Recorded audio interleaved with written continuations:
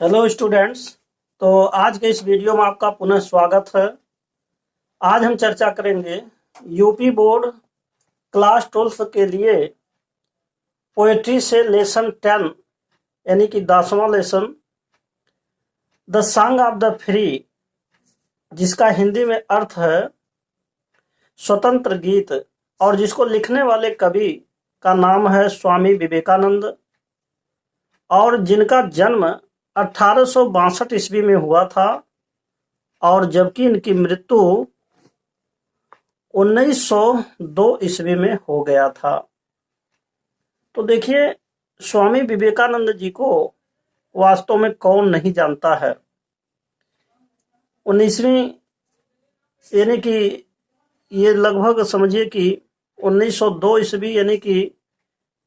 19वीं के बाद और 20वीं के प्रारंभ सदी में स्वामी विवेकानंद जी का जो नेम और फेम था वो पूरी दुनिया को मालूम है। और इन्होंने शिकागो में जाकर के world parliament of religion eight Chicago, जहाँ पर इन्होंने 31 मई 1893 ईस्वी को वहाँ पर हिस्सा लिया था, भागीदारी निभाया था और एक शानदार स्पीच दिया था जो सचमुच में आज भी रिमार्केबल है और लोग उसे याद रखते हैं। और जबकि 39 साल की अवस्था में, मात्र बहुत कम उम्र में इनकी मौत हो गई। तो इस कविता में इन्होंने क्या लिखा है? इन्होंने वास्तव में एक ऐसी प्रेरणा दिया है कि मनुष्य के जीवन में मुसीबतें तो अवश्य आएंगी, और जो भी मुसीबतें आती हैं उन मुसीबतों के आने पर मनुष्य को धैर्य नहीं खोना चाहिए और साहस से, हिम्मत से काम लेना चाहिए, और यह समझते हुए कार्य करना चाहिए कि उस व्यक्ति के अंदर एक दैवीय पावर है, दैवीय शक्ति है, और वह कोई साधारण नहीं है। तो आइए अब देखते हैं इनके कविताओं के बारे में। तो इन्होंने इस कविता में क्या कहा है, अब आप इसको जरा देखिए। पहले स्टैंजा में इन्होंने यह कहा, बहुत ही शानदार ये कविता है, इसे गौर से समझिए। पहले स्टैंजा में इन्होंने शुरू किया, the wounded snake its hood unfurls. अगर किसी सर्प को मारा जाए या घायल किया जाए तो घायल सर्प भी अपने फन को फैला लेता है। The flame steered up the blaze, और अगर आग है कहीं जल रही है और उस आग को अगर कुरेद दिया जाए तो उसकी जो फ्लेम माने लपटें हैं वह भी तेज हो जाती हैं। स्टीयर्ड अप, लपटें तेज हो जाती हैं। और यानी यहाँ पर इन्होंने नेचर का एक नेचुरल स्वभाव, हर एक चीज़ों का क्या है, यह वर्णन इन्होंने किया है कि अगर कोई घायल सर्प है तो अपने फन को भी फैला लेता अपनी आत्मरक्षा के लिए। अगर कोई अग्नि है उसको खोद दिया जाए, कुरेद दिया जाए तो उसकी लपटें भी प्रत्युत्तर में और आगे की तरफ जो है बढ़ती हैं और जलाने के लिए ललायत होती हैं। The desert air resounds the calls of heart struck lions rage, और यदि कोई शेर हो अपनी चिघाड़ लगा दे, शेर अगर कोई जो है तेजी से आवाज लगा दे तो जो कि सचमुच में, तो the desert air resounds the calls of heart struck lions rage, यानी शेर के चिघाड़ से, शेर की आवाज से हृदय शून्य सा हो जाता है। अर्थात जो वातावरण है वह रेगिस्तान जैसी सूनी सूनी सी हो जाती है। कहने का आशय यह है कि अगर अचानक कहीं शेर प्रकट हो जाए तो सब कुछ बदल जाता है और सब वातावरण शून्यमय हो जाता है, रेगिस्तान जैसा हो जाता है। तो पहले पंक्ति में इन्होंने स्वभाव के बारे में वर्णन किया है, दूसरे पहले स्टैंजा में, और दूसरे स्टैंजा में आप देखिए, इसी प्रकार से कवि आगे कहता है, the cloud puts forth its deluge strength,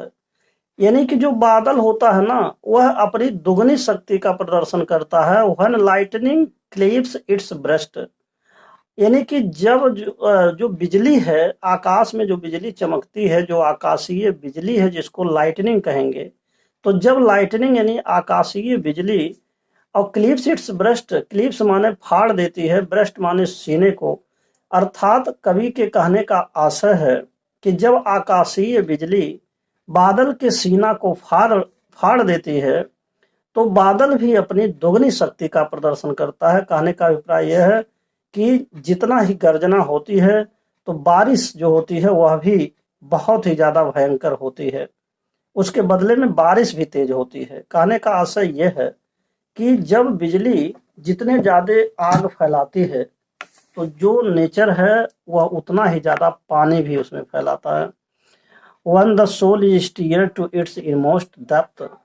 और इसी प्रकार अगर किसी भी व्यक्ति के अंतरात्मा को बहुत गहराई से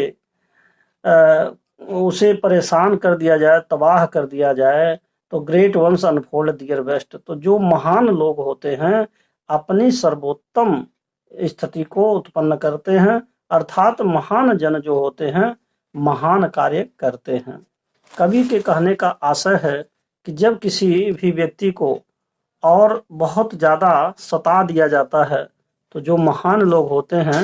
वे लोग अपनी महानता तब प्रकट करते हैं। अब आप देखिए नेक्स्ट तीसरा जो स्टेंजा है उसके बारे में। तो तीसरा स्टेंजा में कह रहे हैं, लेट आइज ग्रो डिम, आंखें अगर धीमी हो जाती हैं अर्थात दिखना कम हो जाता है तो कोई बात नहीं, एंड हर्ट ग्रो फैंट, और यदि हृदय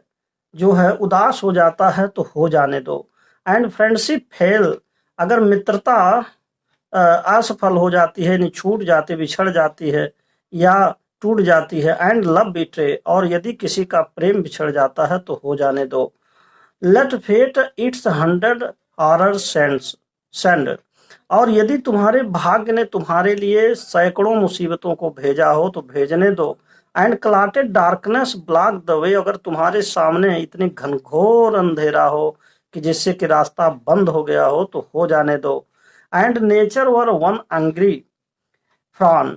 और इसी प्रकार अगर पूरी प्रकृति तुमको टू क्रैश यू आउट, तुम्हें मिटा देने के लिए एंग्री फ्रॉन माने नाराज हो गई है, अपनी भ्रुकुटी टेढ़ी कर ली है, भ्रुकुटी चढ़ा ली है, अर्थात नाराज हो गई है, स्टिल नो माई सोल, तो फिर भी हे मेरे मनुष्य यह जान लो, you are divine,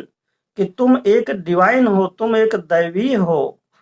march on and on, तुम केवल आगे की तरफ बढ़ते रहो, नार राइट नार लेफ्ट, ना तो इधर देखो दाएं मुड़ो ना तो बाएं मुड़ो, बट टू द गोल, बल्कि केवल अपने लक्ष्य को प्राप्त करो। तो कवि के कहने का आशय मूल रूप से यही है कि मनुष्य के जीवन में तमाम मुसीबतें आती हैं और ऐसे में अगर तुम्हारी आंखें अंधी हो जाएं, अगर तुम्हें जो है तुम्हारा हृदय उदास हो जाए, निराश हो जाए, मित्रता फेल हो जाए, प्रेम बिछुड़ जाए, या हजारों मुसीबतें तुम्हारे सामने हो, सैकड़ों मुसीबतें हों, यहाँ तक कि तुम्हारे सामने घनघोर अंधेरा हो, अथवा पूरी प्रकृति तुम्हें मिटा देने के लिए तैयार हो, तत्पर हो, तो भी अपने आप को ये बताना कि तुम साधारण नहीं हो, तुम्हारे अंदर एक दैवीय आत्मा का वास है और तुम्हारे पास वो शक्तियां हैं कि तुम हर प्रकार की चीजों को झेल सकते हो और सहन कर सकते हो, इतनी क्षमता तुम्हारे अंदर जरूर है। तो इस कविता को लिखने वाले जो कवि हैं वो स्वामी विवेकानंद जी हैं। तो इस प्रकार से इस कविता का यह हिंदी रूपांतरण हुआ और यह पोयम अब यहीं पर समाप्त होता है। और अंत में मैं आपसे यही कहूँगा कि यदि आप मेरे चैनल पर पहली बार हैं तो कृपया मेरे चैनल को सब्सक्राइब अवश्य कर दें, साथ ही साथ बेल आइकन भी प्रेस कर दें, जिससे कि जो भी नोटिफिकेशन हो वह आपको सबसे पहले पहुंच सके और आप उसका समुचित लाभ उठा सके। And finally thanks for watching this video.